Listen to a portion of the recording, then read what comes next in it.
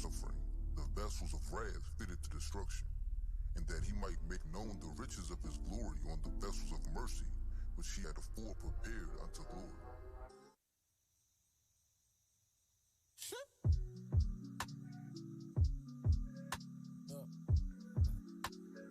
It's gonna be something you're not used to. You know what I mean? You are now flying.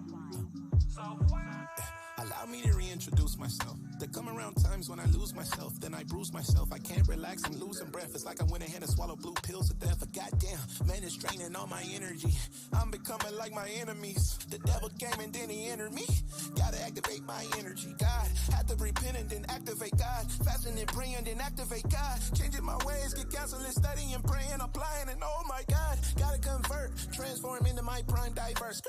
Like rapping into sinking, what a progress that I'm making. No more dollars, cause I'm changing. Morphing time, I'm power ranging. You can't be the same you were before. If you gon' stick around, gotta change your ways, be born again. If you gon' get your crown, man, you want to go and pray. But before you do, yeah, first you got to change. Change, yeah, change, change, change, yeah, change. Please get out my face and make a change.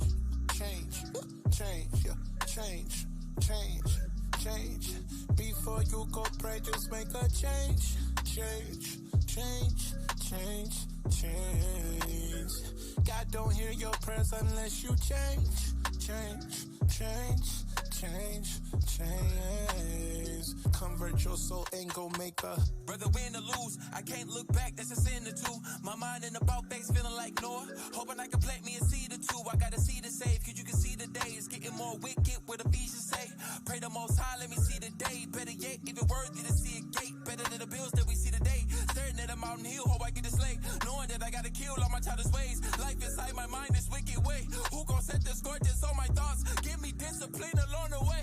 Wisdom only move when you involve. You just have to study fast and pray. Apply, I got to see the God that feeds my soul to reach the heights that's never steep. Don't fall asleep, the devil peace to catch you slipping out pride. Now you caught in the Jesus peace. Our mind will blow if we don't watch our steps and follow peace to keep the laws. Examine thee. We all got faults. We all gon' see the second come. I hope you peep that, but first you got to change, change, yeah, change, change, change, yeah, change. Please get out my face and make a change. Change, change, yeah, change, change, change. Before you go pray, just make a change. Change, change, change, change. God don't hear your prayers unless you change. Change, change, change, change. Convert your soul and go make a.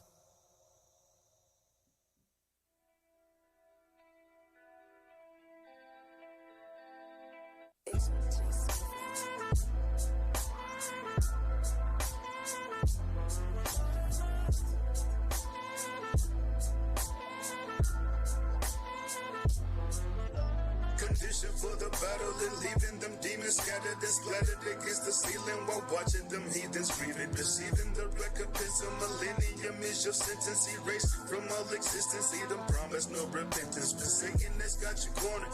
No emotion, no mourning. Surviving the hardest storms. Fighting from dusk into dawn. And I'm warring against myself. Flesh versus the spirit. I'm tired of giving in. Lustful thoughts that came my mental. The self-examination. My thoughts provoke my patience. The wait from my salvation. Praying for the Lord to save us. They hate that we the chosen, their fate. The Lord that spoke in this race can leave you broken, leaning on my brother's shoulders. I'm needing on my family, the ones that keep commandments and never leaving me stranded. The conditions of the battle, so face your tribulations, escape the hands of Satan. Your place will be in heaven. Playtime over, it's 11. Get up when you're knocked down. I can't lose this fight now. Demons always knocking. I can't lose my faith now. Condition of the battle. This is what it takes now. Kingdom in my sights. I can see it right now. Gotta make haste with it. Cannot waste my time. The nation really depend on me. I can't let my people down. Who gon' show them right from wrong? That's why we at the bottom now. Lead us hit the streets daily. Imagination casting down. It's all about game and you in the midst of these lions. This resurrection, all these prophets got me feeling inspired. Solid ground where mighty men that battle demons and died. In ancient relics who overcame a replicas and survived. The time has come, the final days will Israel rise from they sleep to fight the enemy.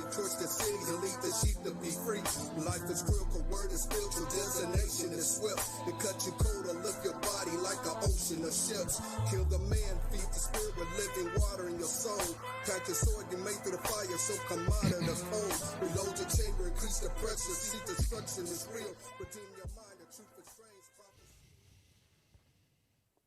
Hey, shalom, shalom, Israel, Most High in Christ bless. Welcome to another edition of History in the AM. Today you got Captain Emmanuel of IUIC Arkansas, continuing with the sub-series, The Kings of Israel. All right, as y'all can see, the title for today's class is Uzziah, Judah is Strengthened. All right, Uzziah, Judah is strengthened. All right, now this is kind of like a part two, or it basically go with the class I did last time, because they was contemporaries and they had basically the same thing going on within their respective kingdoms, kinda. All right, so the last class I did was the re-expansion of Jeroboam II. So if you ain't got to see that one, and you gotta go and watch that one.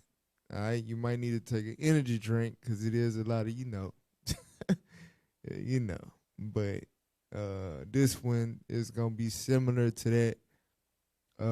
Uzziah was the Southern Kingdom king, the contemporary of Jeroboam II, who was of the Northern Kingdom. All right, so make sure y'all take good notes today. Take very, very good notes. All right. Let's open up with Romans chapter 15 and verse 4. Yes, sir. The book of Romans chapter 15 and verse 4. Mm-hmm. For whatsoever things were written aforetime were written for our learning, that we through patience and comfort of the scriptures might have hope. Right. So it ain't in vain that we going over our forefathers, our ancestors, in particular the kings, the leaders of our people, the leaders of the nation, aforetime, because we can learn from them as up and coming leaders of the nation. That's in the process of being in charge of the flock. You get to see different characteristics, good and bad, of our forefathers that had that same charge. All right, so today we dealing with Uzziah.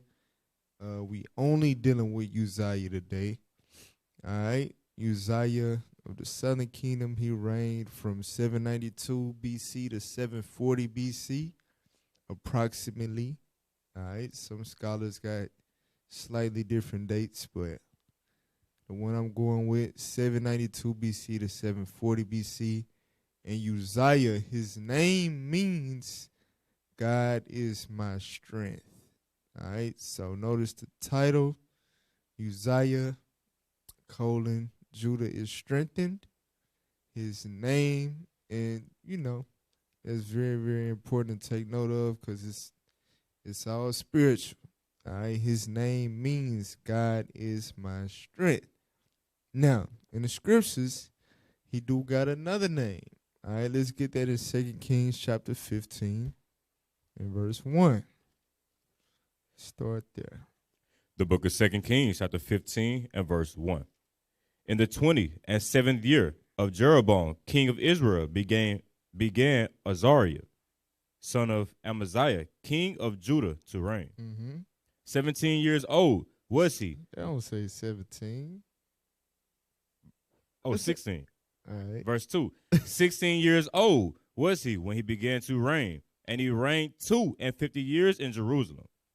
And his mother's name was Jechaliah of Jerusalem. Right. So Uzziah's name in the book of Kings is recorded as Azariah, which means who God aids or who God helps. All right. So his name Uzziah means God is my strength. And his alternate name, Azariah, it means who God aids or who God helps. Right. So you get to understand the spiritual aspect behind what happened during his time period. As I covered last time, Israel, both kingdoms went through, well, especially the Northern Kingdom, they went through a very, very turbulent time before Jeroboam II, in which Syria ransacked the land, it was during the time of Jehoash, if I'm not mistaken. All right, but his son Joash and then his grandson Jeroboam II was able to recover basically all of what Syria managed to take from them. All right, and while Northern Kingdom was gaining back their land that was taken from them and establishing the borders that was set during the time of Joshua that was supposed to be established, that David and Solomon was able to establish, Uzziah had the same thing going on in the southern kingdom. All right? So we're going to deal with all of that. And it was all of the Lord. And it was really the Lord mercy. The Lord was giving us an opportunity to basically redeem ourselves and work our way back to the kingdom we was always meant to be. But as we going to get to in the following classes of this series, we definitely we blew it. We blew it for sure. And I touched on the last class dealing with Jeroboam, the northern kingdom. They was blessed. The Lord was with them to take all that back from the Syrians, and they was just wicked as hell. You know what I'm saying? They increased their wickedness. All right? So let's go to 2 Chronicles chapter 26, verse 1. The book of 2 Chronicles, chapter 26, and verse 1. Mm-hmm. Then all the people of Judah took Uzziah, who was 16 years old, and made him king in the room of his father, Amaziah. So if you remember Amaziah was the king that he was decent, right? He followed the Lord, but not all the way. All right, he defeated the Edomites, and then took their gods, took them back to Jerusalem, and started worshiping their gods, which was very, very retarded. All right, and then the northern kingdom, he got big-headed and thought he could, go to war with his brothers, and his brothers was like, bro, you better humble yourself because you don't want this. And the northern kingdom had whooped Judah ass a little bit, some slight, right? And took the spoils that Amaziah managed to get from the Edomites. So it was, Amaziah kind of ended up being a hot mess on the cool, right? So, but one thing that's notable is Amaziah he got a victory against the Edomites, all right? So that's important. We're reading verse 2. Let's read verse 2. Verse 2. Uh-huh. He built Elath and restored it to Judah. After that, the king slept with his fathers. Right. So Uzziah was famous for building Elath after his father, King Amaziah, passed. All right. So let's get the Zonovan about Elath, page 144.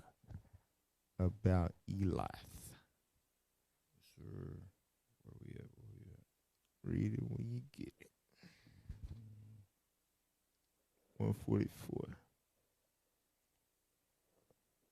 Trying to look for where is it? Elath. I got it. Elath. Mm-hmm. I got you.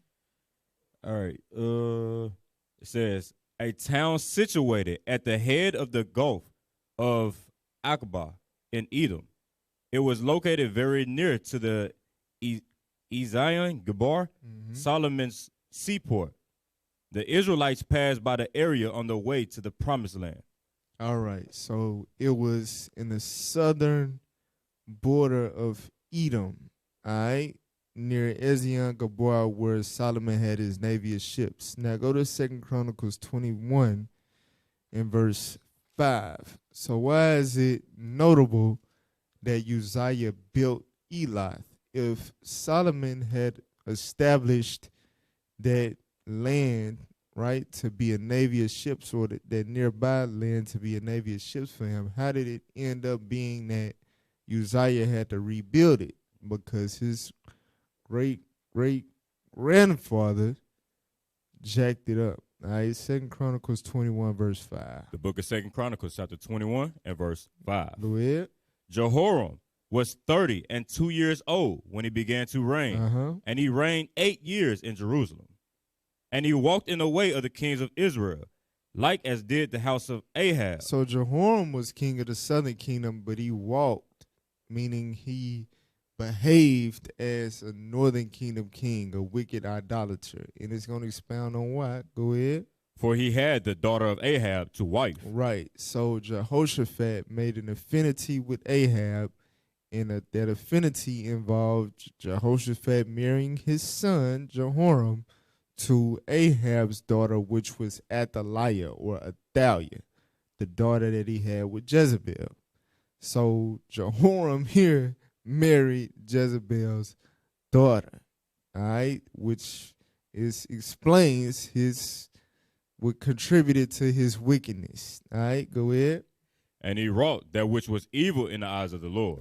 Howbeit, the Lord would not destroy the house of David because of the covenant that he made with David, and as he promised to give a light to him and to his sons forever. Go ahead. In his days, the Edomites revolted from under the dominion of Judah and made themselves a king. Right. So in 2 Samuel chapter 8, and it was retained throughout the reign of Solomon and beyond, the southern kingdom had dominion over the Edomites. They had them under a yoke. Under Jehoram, right, due to his wickedness, they lost that dominion over Edom. And it was prophesied in Genesis 27, right? But it was under Jehoram in which the Edomites broke from under the yoke that Judah had upon them. And that's how they lost Elath, Ezion, Gabar, etc. So Uzziah was able to rebuild Elath. He was able to get that back. So now go to 2 Chronicles 26, verse 3. The book of 2 Chronicles, chapter 26 and verse 3. Go ahead. 16 years old was Uzziah when he began to reign, and he reigned 52 years in Jerusalem. So he had a long reign. Go ahead. His mother's name also was Jechaliah of Jerusalem. Go ahead. And he did that which was right in the sight of the Lord, according to all that his father Amaziah did. Right, so Uzziah had a good reign for the most part. Go ahead. And he sought God in the days of Zechariah, who had understanding in the visions of God.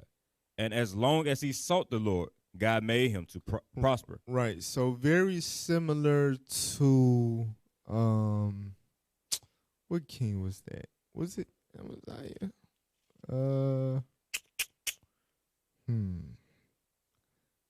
What forefather that was? King Joash. So similar to Joash, Joash did good while he was under the tutelage of Jehoiada the priest, or the guidance of Jehoiada the priest. And then after that, he messed it up. He dropped the ball. So you see the similar thing here with Uzziah.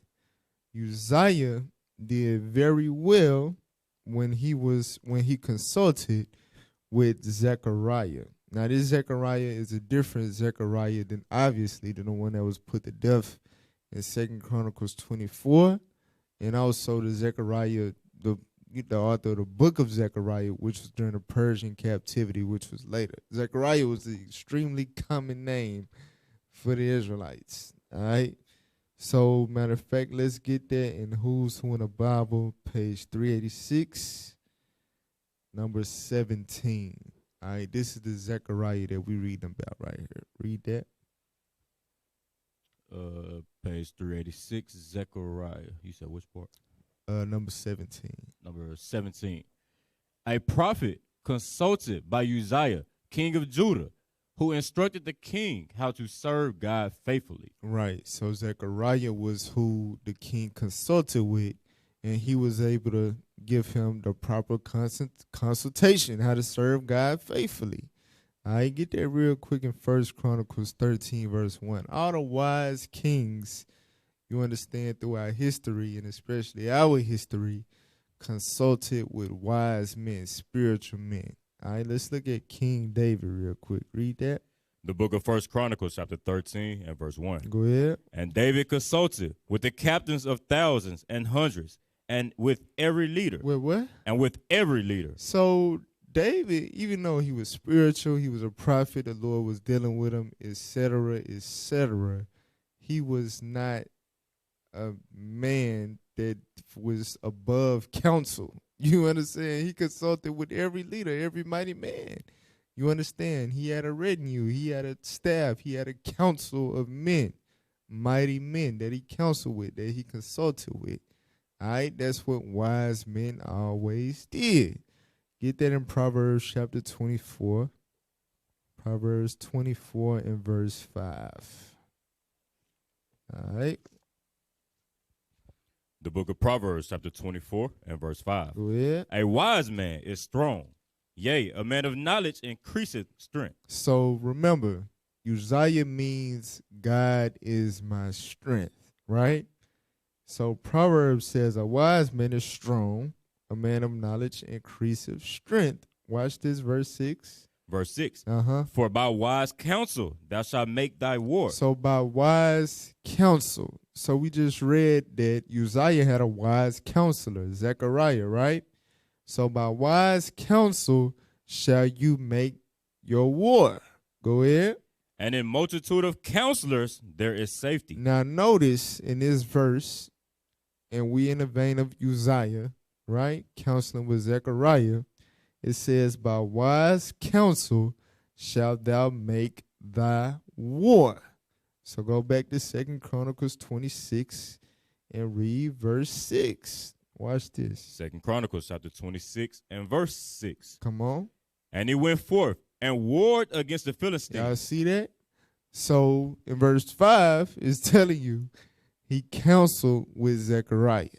And then it says God made him to prosper. In verse 6, it says, and he went forth and warred against the Philistines.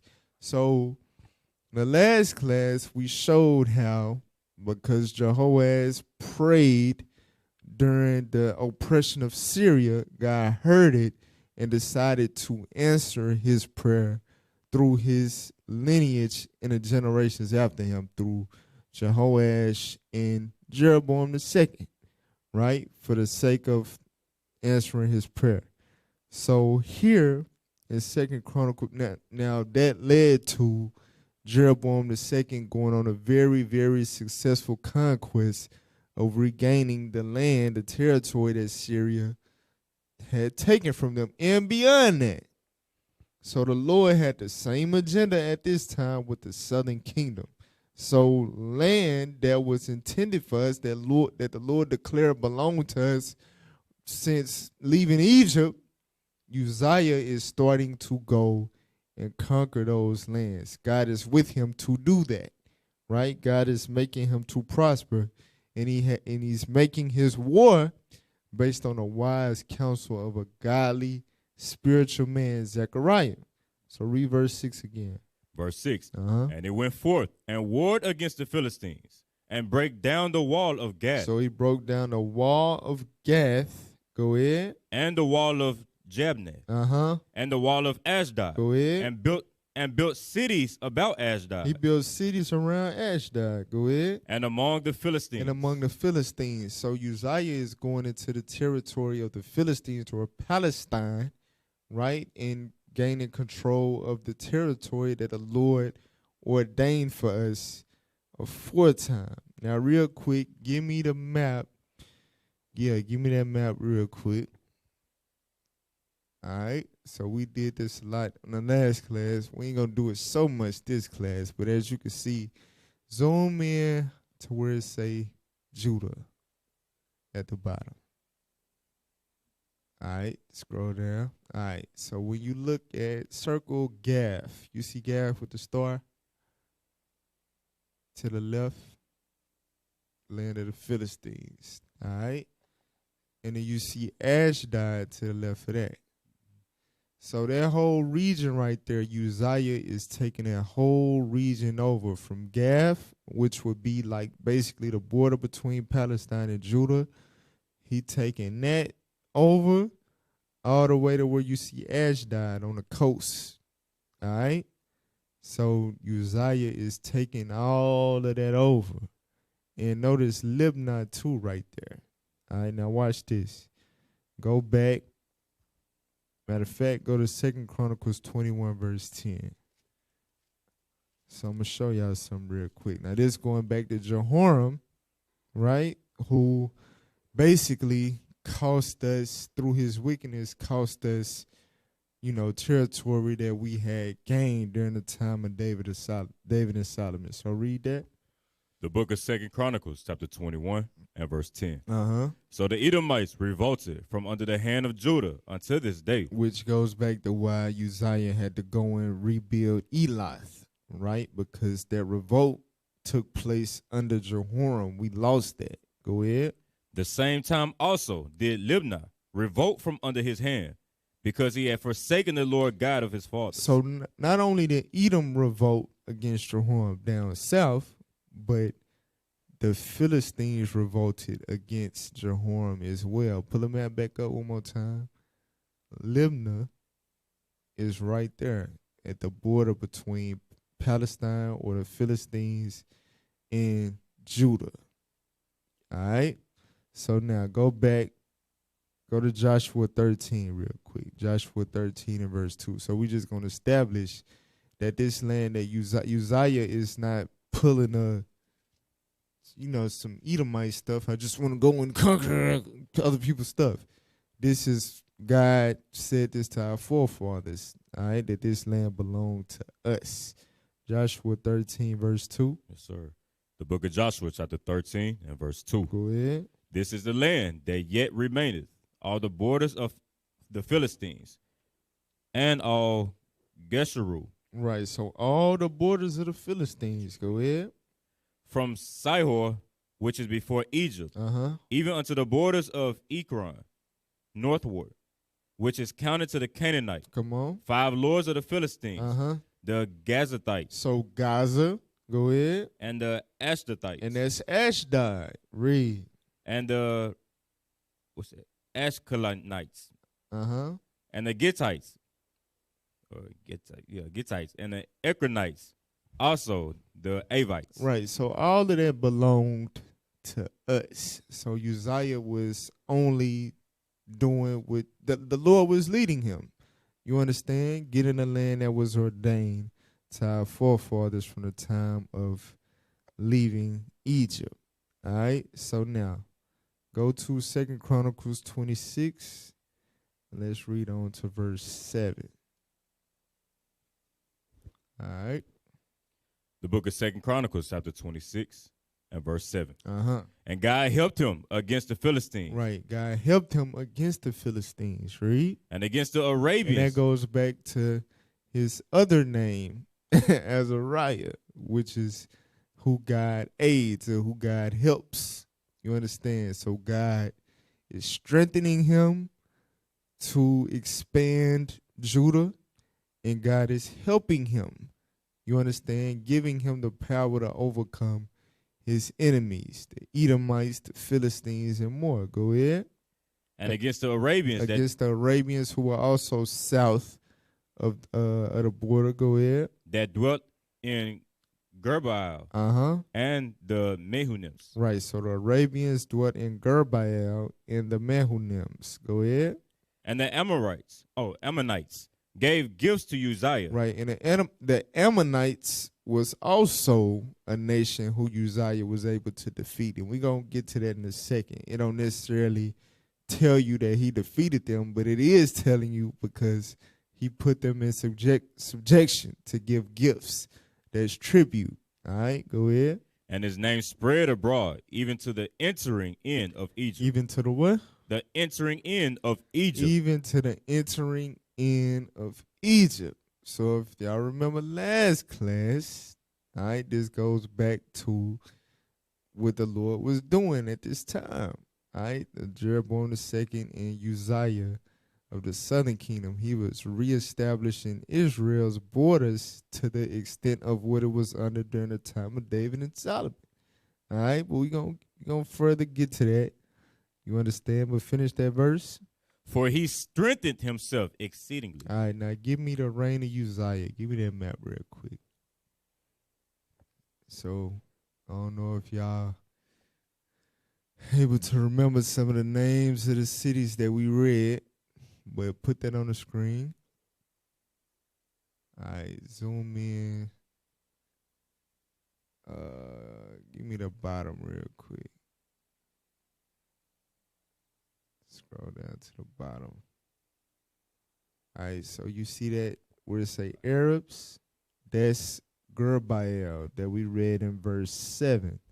God helped him against the Arabians that dwelt in Gerbael. So you had Arabs dwelling basically in the southern borders of Edom per se, right? Which was right at the border between Judah and Edom. All right, so God was able to strengthen Uzziah against them. Go down. As far as it go. Zoom out.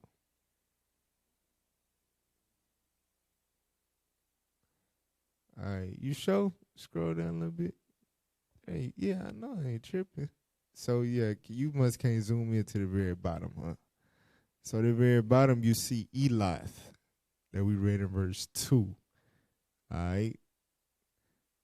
So, that's what that's going to is the entering in of Egypt. Now, let me see what else is notable in here. Go up to where you see Philistia. That's Palestine. Now notice it's showing you where he was able to conquer, because that purple line is what was the border of the Philistines before Uzziah conquered, which you see in that light blue. Where you see Ekron, Ashdod, Gath. You understand? That's the region of Palestine that God strengthened Uzziah to conquer during his reign, which was fulfilling what we read in Joshua 13. All right? So, from there, go to 2 Chronicles 26 and verse 9 now. The book of 2 Chronicles, chapter 26 and verse 9. Go ahead. Moreover, Uzziah built towers in Jerusalem at the corner gate and at the valley gate and at the turning of the wall, and forfeited them. So it fortified them. Now, give me that image of the tower. What does it mean to build towers? Is it talking about the Trump towers, skyscrapers? What is it talking about? Put that on the screen. So these towers is like basically military bases. All right, they was fortified, they was bricked, and they had weapons of war within them, and we're gonna get to that in a second. But it was important because obviously you ain't finna sit up here and conquer. You ain't finna whoop the Philistines, Edomites, and Ammonites and not be ready for them to retaliate. You understand? So he made Judah ready for all the smoke. And he built towers, right, for defense purposes. All right, so go back to 2 Chronicles, read verse 10. Verse 10. Uh-huh. Also, he built towers in the desert and digged many wells, for he had much cattle. Right, so he had to establish basically wells of water to feed the much cattle that he had. Go ahead. Both in the low country and in the plains. Go ahead. Husbandmen also. Right, husbandmen going into farmers. Go ahead. And vine dressers in the mountains.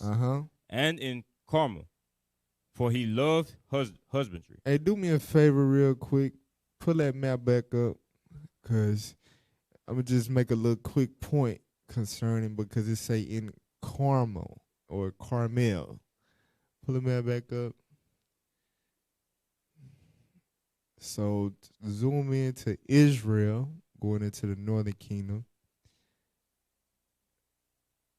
Scroll up. Now you see in that left corner of the pink, it say Mount Carmel, right?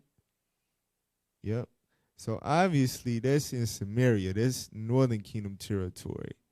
That's not where it's talking about as far as it pertains to Uzziah. You understand? That was Jeroboam II territory. So it's not talking about that Carmel right there. And it's going to explain that the scholars know, you understand, and we are studying to become biblical scholars with the actual Holy Spirit. So we gotta know this stuff. Give me the 2 Chronicles 26 and 10 Bible Hub real quick. All right, just to help us out. What is it really talking about when it says husbandman also in vine dresses in the mountains and in Carmel or Carmel? All right, give me which one? The pulpit commentary first. Scroll down. All right, it's to the right. You see where it say Carmel at? Scroll down. You see where it say Carmel? Yeah. All right, read that real quick. You want me to start after Carmel? It is not. Just read Carmel and then read on. Okay. Carmel. It is not probable that this is the proper name. Right. So the scholars is saying here that it is not probable, meaning not possible, that this is the proper name for what it's talking about. Now, in our Bibles, you either got a number or you got the two lines. And to the side where it say Carmel, it just say fruitful fields. You understand? Because the actual Mount Carmel was in Samaria. So that's why the scholar is saying it's not probable, it's not possible for that to be the proper name of what it's making reference to. Go back.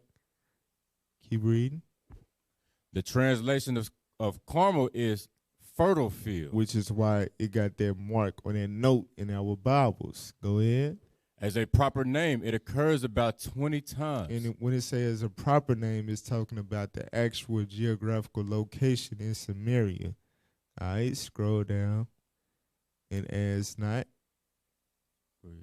And as not a proper name, it occurs about 20 times also. So just like it refers to the actual geographical location 20 times, it also mentions it in a generic sense 20 times as a fruitful field or a fertile field. All right?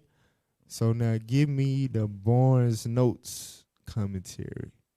I think it's up. All right. Scroll down.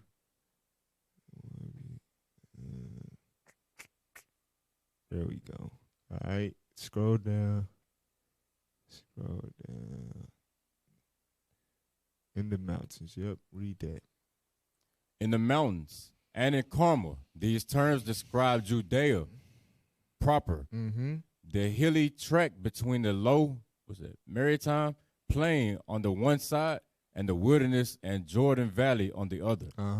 By Carmel, we must understand not the mountain of that name, which belongs to Samaria. So it's not talking about the Mount Carmel that we just saw on the map in Samaria. Go ahead. But the cultivated portions of Judean hill tract. Right. So there's just an example. There's just a point.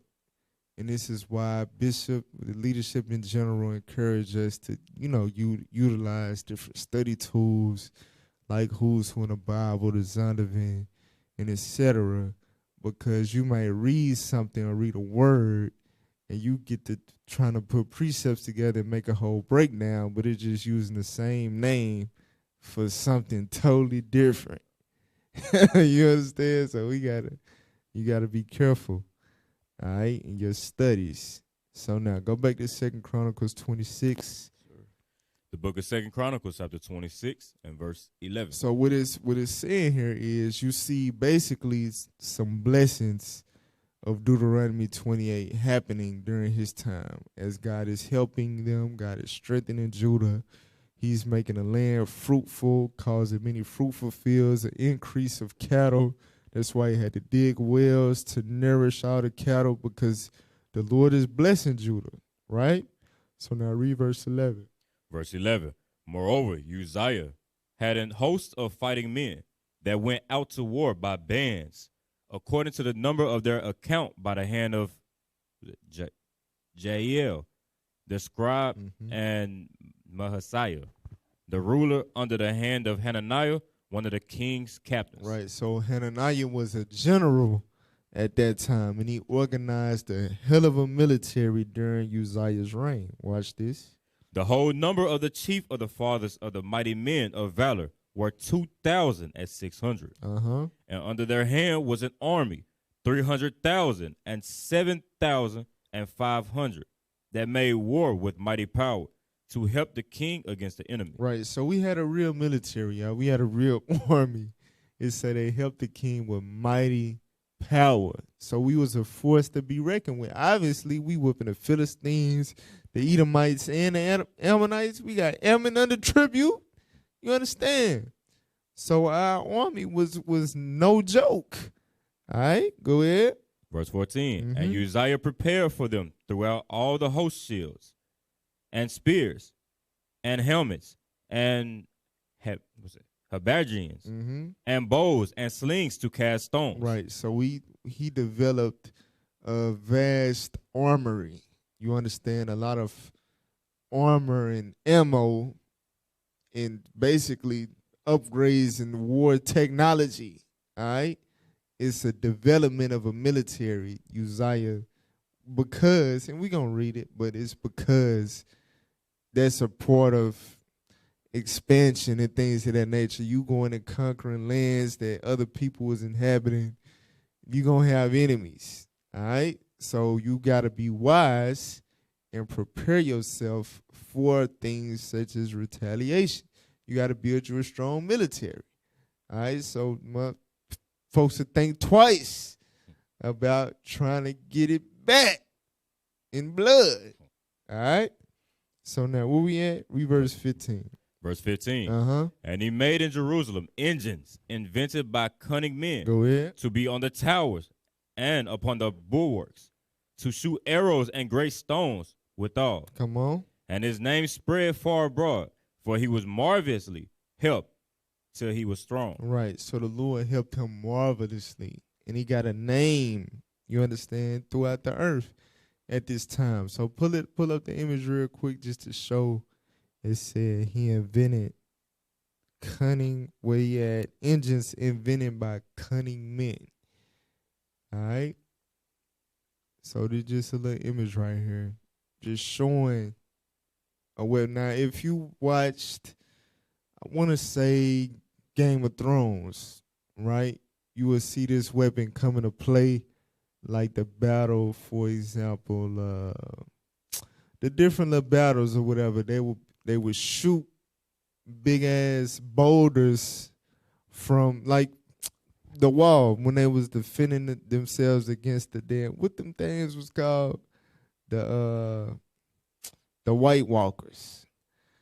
So they had them little things that was chunking boulders and shit. You understand? That's what that is right there. So if the enemy think they finna run up, we got engines. We got a plethora of these to throw boulders at launch boulders at their ass from a distance. You hear me? So I'm telling you, Uzziah had us ready, suited and booted. All right? So now, let's go back. Give me Who's Who in the Bible real quick. So now we just going to expound on all that we read concerning Uzziah. All right, page 376, start at during. This is dealing with Uzziah. Read that. Yep, it's like the third paragraph. Like third paragraph. 1, 2, 3. During, right there. Yep. Uzziah. Uh-huh. During Uzziah's long reign, Judah enjoyed greater military prowess and material progress than it had done for generations. Right. So it was somewhat of a Renaissance period, just like we went over with Jeroboam II with the Northern Kingdom. The same type of thing going on. All right. We went a very long time without such strong military presence and just overall material. What did it say? Read the material what? Material progress. Material progress going into hell economy. You understand? Hell clothes. All right. We was upgrading our fashion, you know what I'm saying? Like the material things. We was reestablishing ourselves as somebody's. All right, go ahead. This was paralleled by the expansion of the northern kingdom of Israel under Jeroboam II. Which we went over in depth last time, all right, on the last class. Go ahead.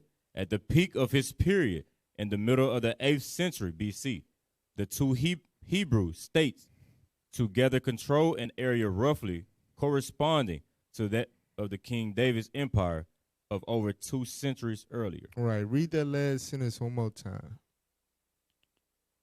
The two Hebrew states together controlled an area. So the two Hebrew states is talking about Samaria and Judah, the northern kingdom and the southern kingdom. So the two divided kingdoms together did what? Controlled an area roughly corresponding to that of King David's empire of over 2 centuries earlier. So we went over this last time. Pull up the map, David and Solomon's reign. All right. Now the precepts say from the entering in of Hamath, like you see at the top, to the entering in of Egypt. Like when you go to the bottom where you see Amalekites, you see the river of Egypt. So that whole region, that was our empire during the time period of David and Solomon when we had the kingdom. You understand? So y'all see the borders, right? Now go to under the Jeroboam map, Jeroboam II. So the dark red line, or you could kind of say like pinkish, dark pink. You see their border extend, you see them pink, the Judah, the border extend to the entering in of Egypt. Like we read in verse 8. His name spread abroad to the entering in of Egypt. And then at the top, Zedad, we went over that. All that's going into Hamath, or the entering in of Hamath. So the borders, as you can see, is very, very similar, damn near the same as under David and Solomon. All right. So you gotta imagine, why is the Lord granting them this, right? They went through periods of oppression, the enemies, you understand, just doing us wrong. The Lord had mercy, and he allowed us to regain much of the territory that was promised to us to begin with. Now, you would think that this would elicit some type of repentance on the part of Northern Kingdom, but we went over last time in depth what they was doing when they got all them spoils and riches from conquering all that land back from the Syrians. They was like nigga, like if nigga get rich today, nigga hit the lottery, you understand, he gonna have hoes, he gonna party, he gonna get drunk. You understand? That's what the Northern Kingdom was doing. The Southern Kingdom had a little bit more together, morally speaking. You understand? But nevertheless, just the overall purpose, you see the Lord is trying to, he's trying to give us another chance to get it right before he start unleashing judgments. All right. So now go to 2 Chronicles 26 and verse 16. 2 Chronicles chapter 26 and verse 16. Go ahead. But when he was strong, his heart was lifted up to his destruction. So when Uzziah was strong, meaning he would have conquered the land to the south of the Edomites, he had the Ammonites in subjection. He conquered that coast of Palestine. You understand? Gath, Ashdod, etc. His heart got lifted up to his destruction. So you gotta, what does this mean? All right, but finish the verse real quick. Verse 16. But when he was strong, his heart was lifted up to his destruction. For he transgressed against the Lord his God, and went into the temple of the Lord to burn incense upon the altar of incense. All right. So some of us are familiar with this story We might have read it before, might have heard it before, whatever. And we gotta put it into perspective. Like, what the hell? Like, what the hell came up on him? To obviously he from the tribe of Judah. He has no involvement with any Levitical ordinances whatsoever. But for some reason, when he become powerful, even though it's constantly telling you that God helped him, God strengthened him and all of that, he got big-headed and decided, I'm a Judite and I'm a Levite. I'm a Juvite. Brother said, I'm a damn Juvite. All right? So, what you got to imagine, his heart was lifted up to his destruction. Give me Deuteronomy 17 and read verse 15. So think about it. What the hell was his problem, for real? Read that. The book of Deuteronomy, chapter 17 and verse 15. Go ahead. Thou shalt in any wise set him king over thee, whom the Lord thy God shall choose. One from among thy brethren shalt thou set king over thee. So what we reading is the law for the kings whenever Israel would set up kings, right? Now jump down to verse 18. Verse 18. Go ahead. And it shall be, when he sitteth upon the throne of his kingdom, when the king sit on his throne, read, that he shall write him a copy of this law in a book out of that which is before the priests, the Levites. Right, so the king had to write a copy of Exodus, Leviticus, Numbers, Deuteronomy. You understand? He had to write a copy of the Torah. All right, go ahead. And it shall be with him, and he shall read therein all the days of his life. So when he makes this copy of it, he is to study. He is to read this law all the days of his life. This king got to study this law. He got to know this law. Go ahead. That he may learn to fear the Lord his God, to keep all the words of this law and these statutes to do them. Watch this. That his heart be not lifted up above his brethren. Y'all see that? So the Lord is telling you how the king will not get his heart lifted up. If he read the law all the days of his life, his heart won't get lifted up. But we just read about Uzziah. It said his heart, when he got strong, his heart got lifted up. Now, mind you, it's saying he needs to read the law all the days of his life, right? Now, go to Numbers. Go to Sirach 3 first. Sirach 3, verse 18, real quick. Sirach 3, verse 18. The book of Sirach, or Ecclesiastes, chapter 3 and verse 18. Go ahead. The greater thou art, the more humble thyself. Right. So Uzziah, on the surface level, like to a heathen, right? They looking at Uzziah like, damn, he doing a damn thing. He whooping ass. He got these strong military weapons. He got this mighty army. You understand? Uzziah over there, right? But spiritually, as the Israelites, we understand that God is our only source of that type of prosperity, that type of success. That's why the scribes steadily emphasize God helped him, God strengthened him, right? That's what his damn name means. So that's what his names mean.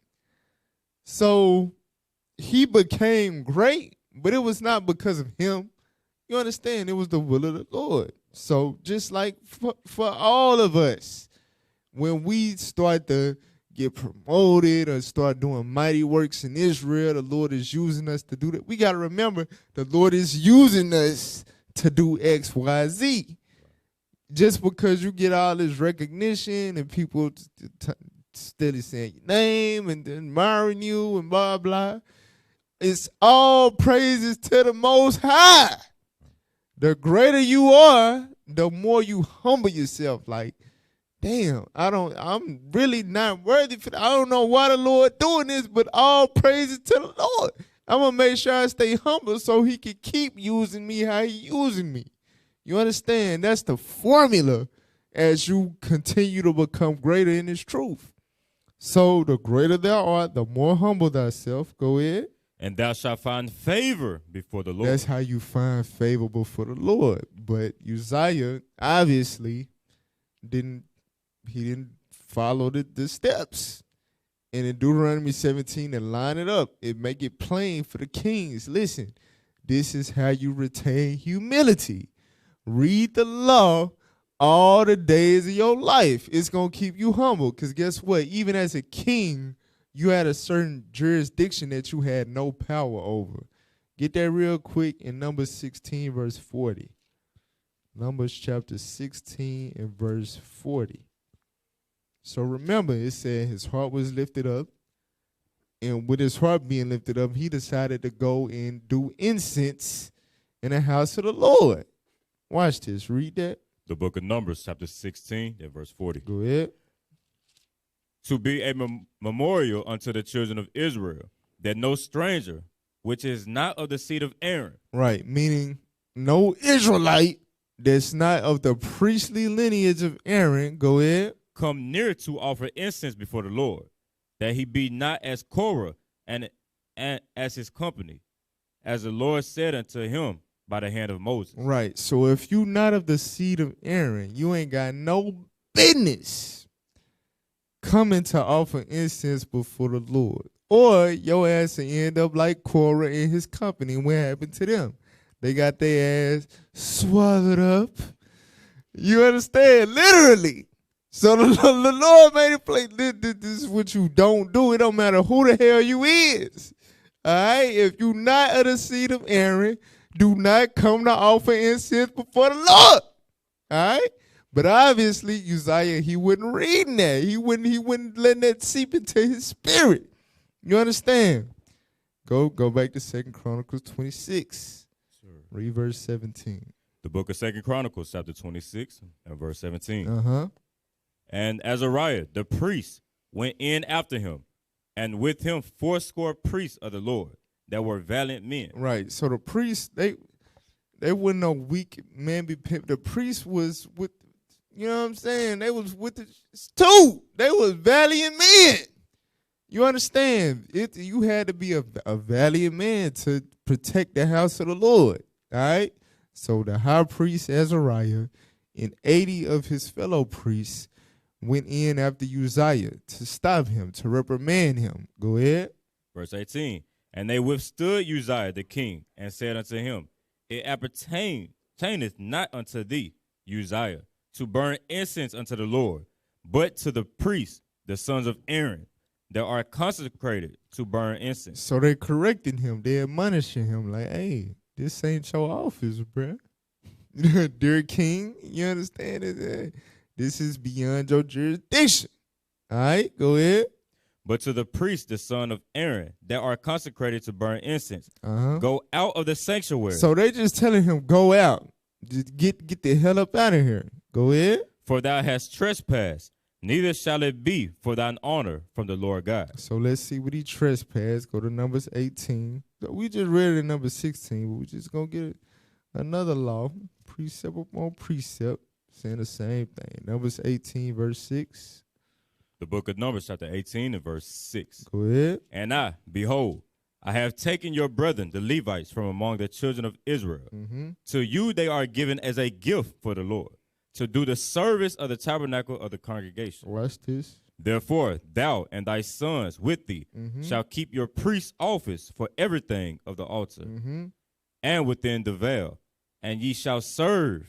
I have given your priest's office unto you as a service of gift. So it say for everything of the altar and within the veil, that encompasses the offering of incense. You understand? So it say, and the stranger, read that. And the stranger that cometh not, meaning if you not a priest, go ahead, shall be put to death. So that was the law. So Azariah and the priest, they, it's the king. So they're like, hey, bro, just get out. You know what I'm saying? Get out. You didn't messed up. And it's not going to be for your honor from the Lord. Just please get the hell up out of here. Right? Respectfully.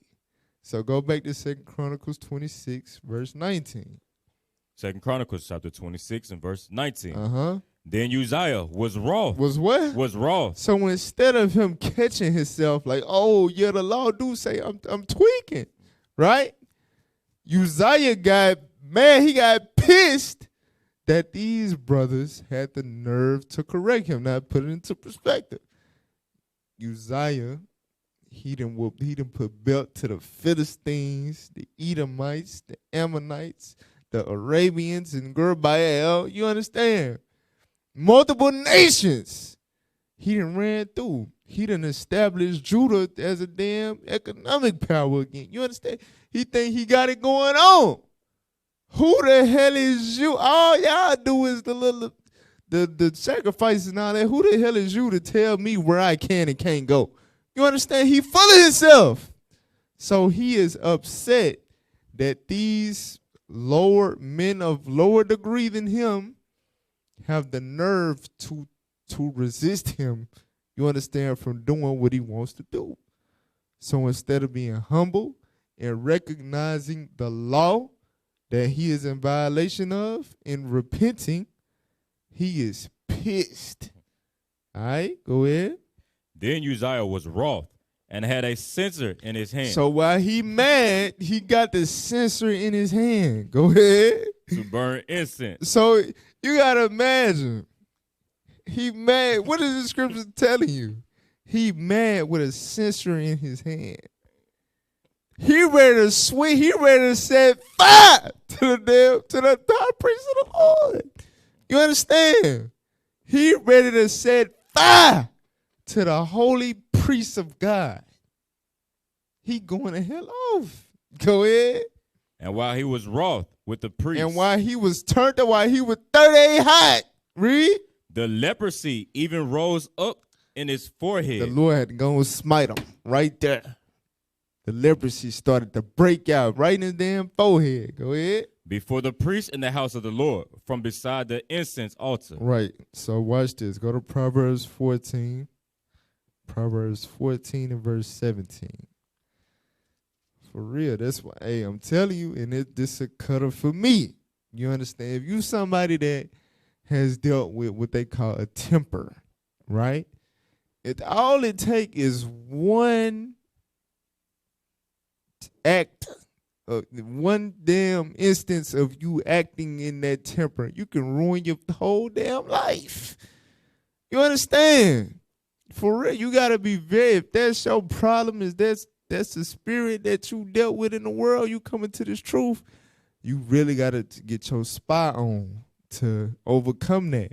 Because it's very, very dangerous to have that as a kink in your arm and having a temper.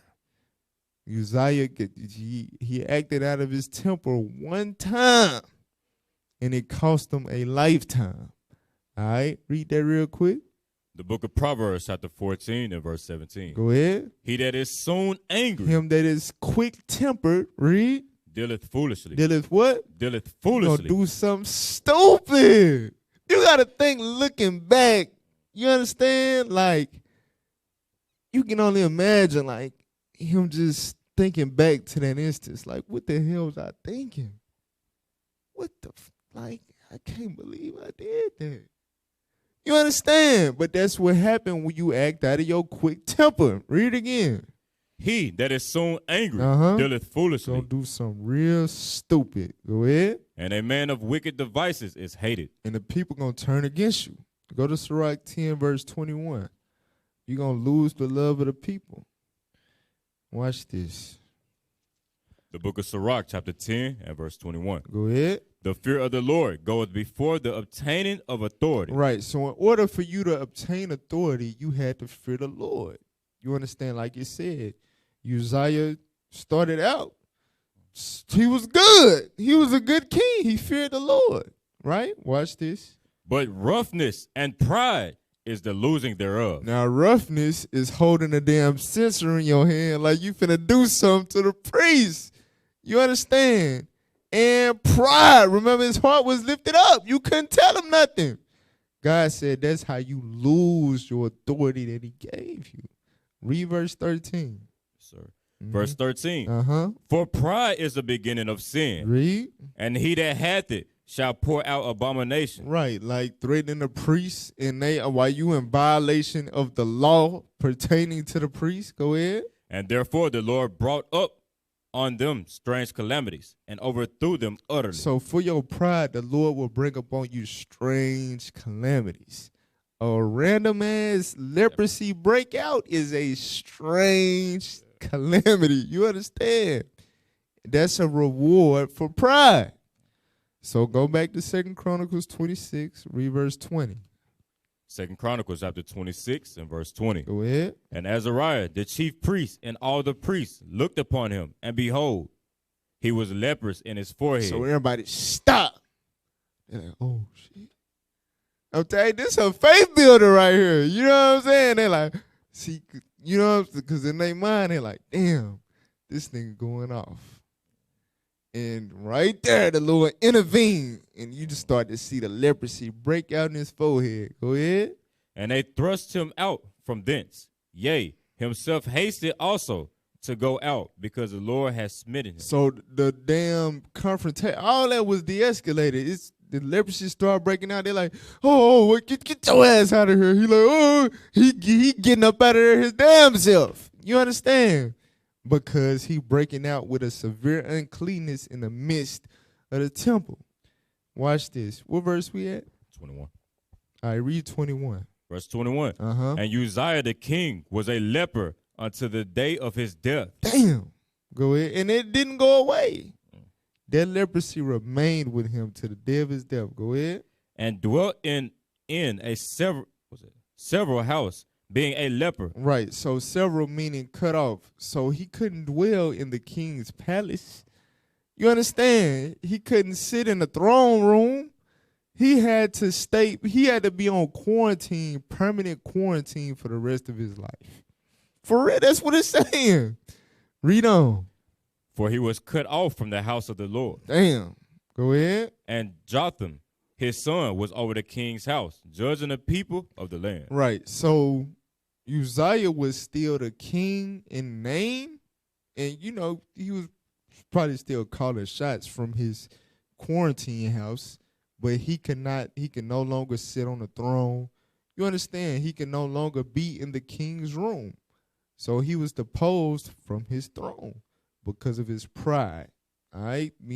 Acting out of his quick temper. All right? That cost him a whole lifetime. Now read the law real quick, Leviticus 13. That's why he had to dwell in a several house. Read that. 13:46. The book of Leviticus, chapter 13 and verse 46. Go ahead. All the days wherein the plague shall be in him, he shall be defiled. Uh-huh. He is unclean. He shall dwell alone. He shall what? He shall dwell alone. Quarantine. Go ahead. Without the camp shall his habitation be. That's why he couldn't dwell in the king's house. He had to be separated, cut off from the house of the Lord. All right? So I want to put this into perspective. Now, this is an Edomite. All right? But it's because when we think leprosy, we read the Bible, we think, oh, somebody's skin turned white, right? But it's way worse than that. So give me Viserys. This is Viserys Targaryen from the show House of the Dragon. So this was him at first when he was normal. Put him on the screen. All right. This is a normal looking Edomite, right? Now give me the next image. That's how he ended up by the time, of his death. His body was deteriorating over a process of time. You understand? And it got that damn bad. So just show us, give me the link just to show what that was that he had. All right.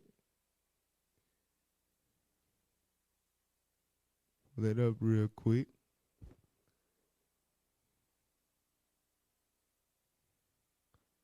Yep. So what was King Viserys' disease? Read that. You want me to start the king? The show. The show has got the speed of the disease correct. Mm-hmm. King Viserys has lived with leprosy for many decades, and the disease has grown very slowly. So that deterioration of his skin, if you watched the show, you saw how severe it was. That was leprosy. That was the disease that he had. So like I said, we often think or imagine when you see leprosy, oh, somebody's skin just poof turn white. But no, get the deteriorating, falling apart. You know what I'm saying? You get holes in your damn body. Certain stuff your damn entire immune system is compromised. His damn body was shrinking. His bones got weak. He couldn't walk. He turned into a damn zombie. You understand? So, like when they say he was a leopard, Uzziah was a leopard to the day of his death, just imagine Viserys on House of the Dragon. You understand how his body deteriorated, not just his skin, not just his flesh. That was the main thing, but his body, his overall health deteriorated badly over a course of time. A slow process, but it got very, very bad. You understand? All right? So give me Luke 1:52. Luke chapter 1, verse 52.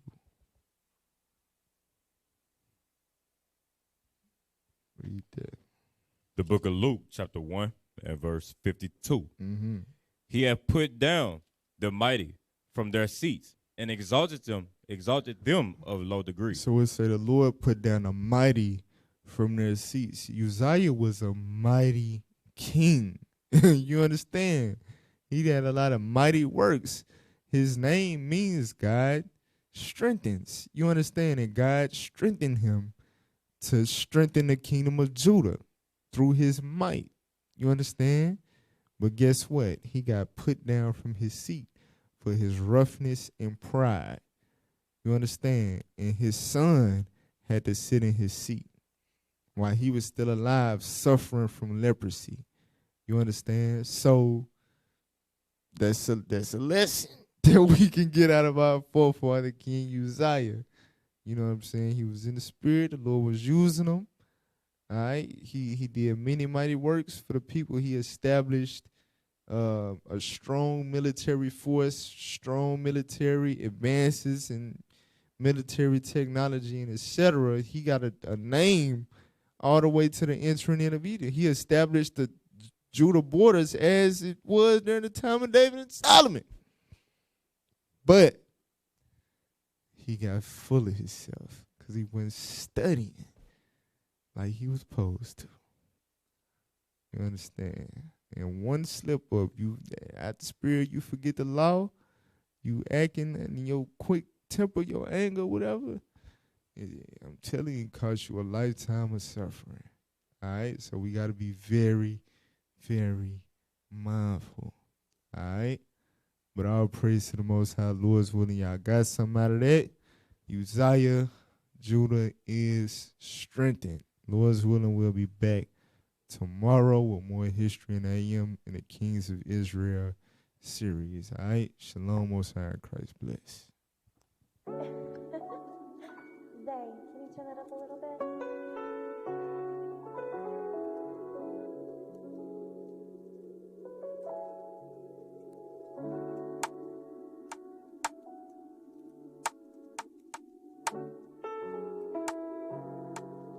Yeah. Look, I'd be lying if I said I wasn't scared at times. Trying to prepare myself for the fact I may have to die. Die for the truth, this prophet screaming they lied to you. Living in these times where the Bible is coming true. Prophecy unfolding, things spoken of by the old men coming to light. But our people don't even see it, they just living life. Scripture come out, but they don't want to hear it. They talking rearview mirrors when I say that day is close and it appeared. Stop thinking that you got time.